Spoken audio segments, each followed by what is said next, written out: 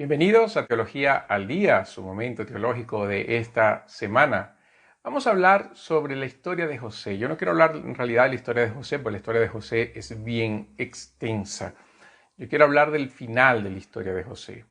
Cuando Jacob muere y los hermanos de José se acercan a él para pedirle que los perdone, usando las palabras de Jacob. No sabemos si son verdad, no sabemos si Jacob realmente las dijo o ellos, para ganar peso y pedir perdón, usaron a Jacob como un argumento de peso. Ellos, en el capítulo 50 de Génesis, está escrito así: enviaron un mensaje a José diciendo: tu padre mandó antes de morir, diciendo, así diréis a José, te ruego que perdones la maldad de tus hermanos y su pecado, porque ellos te trataron mal. Y ahora te rogamos que perdones la maldad de los siervos del Dios de tu padre. Y José lloró cuando le hablaron. Entonces sus hermanos vinieron también, se postraron delante de él y dijeron: he aquí somos tus siervos. Pero José les dijo: no temáis, ¿acaso estoy yo en el lugar de Dios? Vosotros pensasteis hacerme mal, pero Dios lo tornó en bien para que sucediera como vemos hoy y se preservara la vida de mucha gente. Ahora pues, no temáis. Yo proveeré para vosotros y para vuestros hijos. Y los consoló y les habló cariñosamente. Esas palabras son casi que un calque de las palabras de José cuando se presentó a sus hermanos, después cuando José tramó toda aquella dinámica de llevarles a Benjamín y todo aquello. ¿Y qué es lo que vemos? Nosotros vemos la vida de José, una historia donde José, siendo el consentido de su casa, fue traicionado por sus hermanos, aunque fue librado de la muerte, vendido para los ismaelitas lo vendieron a Potifar. La esposa de Potifar quiso que José fuera su amante, él se negó, fue preso injustamente, fue siervo del dueño de del carcelero. Luego interpreta los sueños del copero y del panadero. El copero entonces es restablecido, así como José había profetizado.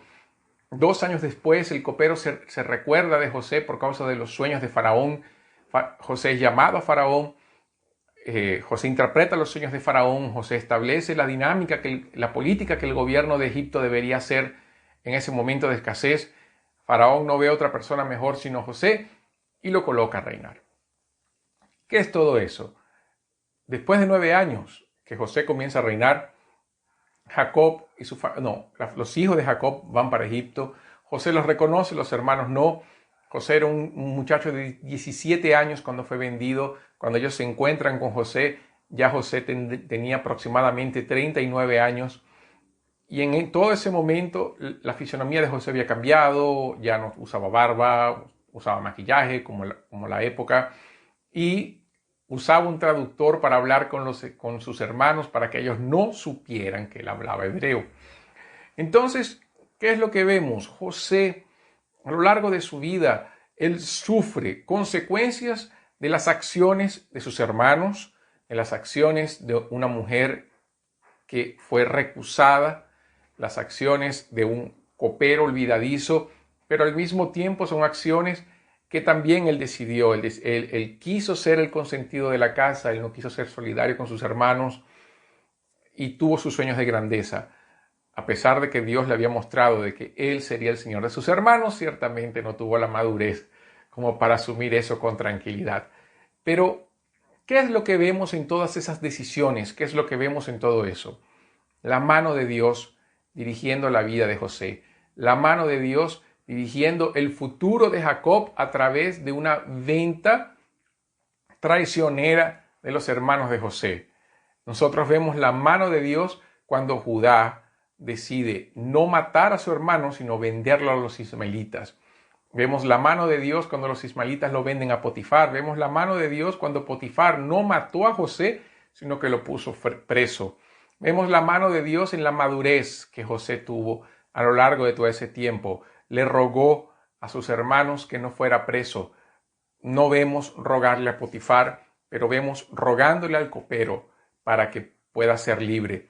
Pero al final de todo, él entiende que fue necesario, que todo era necesario para cumplir el propósito de Dios en su vida. José no sabía que Dios le había dicho a Abraham, posiblemente no sabía que Dios le había dicho a Abraham, que el pueblo de Israel, que su descendencia estaría en Egipto por 400 años. José posiblemente no lo sabía. José posiblemente no sabía que era el plano de Dios todo lo que estaba pasando, era plan de Dios todo lo que estaba pasando. José lo ve después. En el momento en que las cosas pasan, José lo que está viendo es la desgracia. Lo que está viendo son las realidades. Lo que está viendo son todas las decisiones o todos los momentos difíciles. Pero hay un detalle que la Biblia dice. La Biblia dice que Dios estaba con José. Y sorprendentemente, en todo ese proceso, José ve la mano de Dios y reconoce la mano de Dios. No podemos decir que José no se lamentó en algún momento. Posiblemente sí, posiblemente José tuvo sus momentos de duda, pero algo que sostuvo a José fue saber que Dios gobierna la historia y que Dios es soberano. Las palabras de Josué a sus hermanos refuerza eso. Cuando José se presenta, les dice, Dios me trajo. Y después al final les dice, Dios tornó en bien lo que me sucedió. Josué reconoce la soberanía de Dios a pesar de las malas decisiones de todos, a pesar de las circunstancias adversas, a pesar de que el sueño que Josué tuvo, aquel sueño que Dios le dio, no tenía cómo cumplirse, no había una manera clara de cómo se iba a cumplir. Sin embargo, José confió en Dios. Él colocó su confianza en Dios y no en las circunstancias. Vivimos momentos donde es difícil ver la soberanía de Dios en todas las cosas. Es difícil, ¿por qué? Porque vemos las personas decidiendo por nosotros vemos decisiones siendo mal tomadas, nosotros estamos en periodos difíciles. Aquí en Brasil, por ejemplo, donde nosotros vivimos, en el estado donde nosotros estamos, cada semana es algo nuevo. Nosotros no podemos planificar más allá de 3 días, más allá de una semana. Si planificamos de aquí a un mes, no sabemos lo que va a pasar. Y eso nos recuerda las palabras de Santiago cuando dice que cuando planificamos debemos decir, si Dios quiere, iremos y haremos esto y aquello. No como una fórmula mágica, sino de decirlo con la seguridad de que a pesar de que yo puedo hacer mis planes y yo debo hacer mis planes, yo tengo que esperar que la última palabra viene del Señor. ¿Por qué? Porque en su propósito soberano se va a cumplir aquello que está en su voluntad. No vale la pena sentarnos a reclamarle a Dios el por qué las cosas pasan. Claro que podemos hacerlo, Dios no nos va a matar por eso. Pero si lo hacemos con una actitud de espera, como hizo Habacuc reclamó, pero después dijo, yo me sentaré y esperaré la respuesta del Señor. Si nuestras dudas son lanzadas al Señor en espera de una respuesta, puede pasarnos lo que le pasó a Job. Job nunca supo lo que le sucedió, pero Job se encontró con Dios. Puede pasarnos lo que le pasó a José. Al final, los sueños de José eran el plan de Dios y Dios cumplió su propósito de una manera completamente misteriosa y poderosa. Puede pasarnos también como le pasó a Daniel. Daniel nunca tuvo una profecía, ni nadie habló para Daniel lo que iba a pasar. Sin embargo, a lo largo de su vida, Daniel confió en Dios, colocó toda su vida en Dios y entendió que en todas las circunstancias y en todas las decisiones, Dios siempre estuvo presente. Y eso hizo que Daniel fuera el hombre que fue. Podemos pensar en tantas personas de la Biblia. El mismo Habacuc se sentó, esperó, Dios le respondió y hay un diálogo entre Dios y Habacuc sobre justamente cómo Dios usa el impío para el cumplimiento de su propósito, pero al final Dios dice, yo juzgaré también esa nación.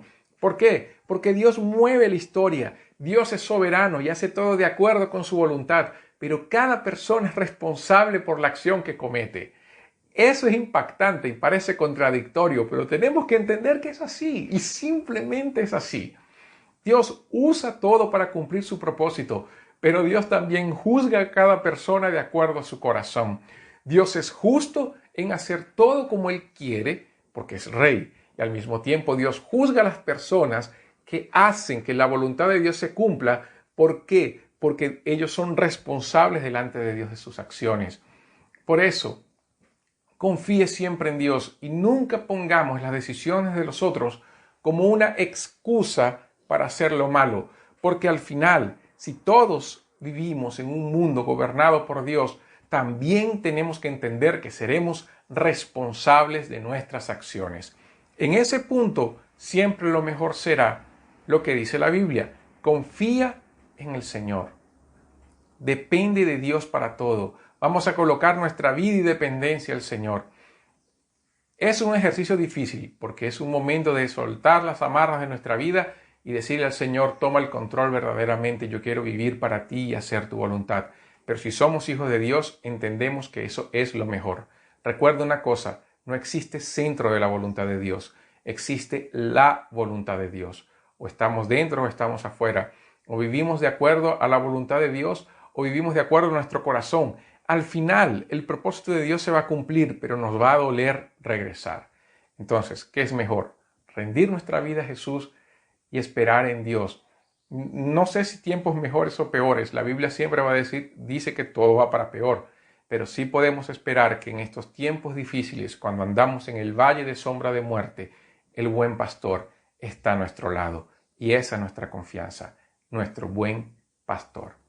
Entonces, con esa seguridad de que Dios es soberano, pero también somos responsables, dejamos por aquí Teología al Día. Participe de nuestra comunidad en Facebook, YouTube, en las plataformas de podcast, Spotify y Deezer. Que Dios te bendiga. Esto fue Teología al Día.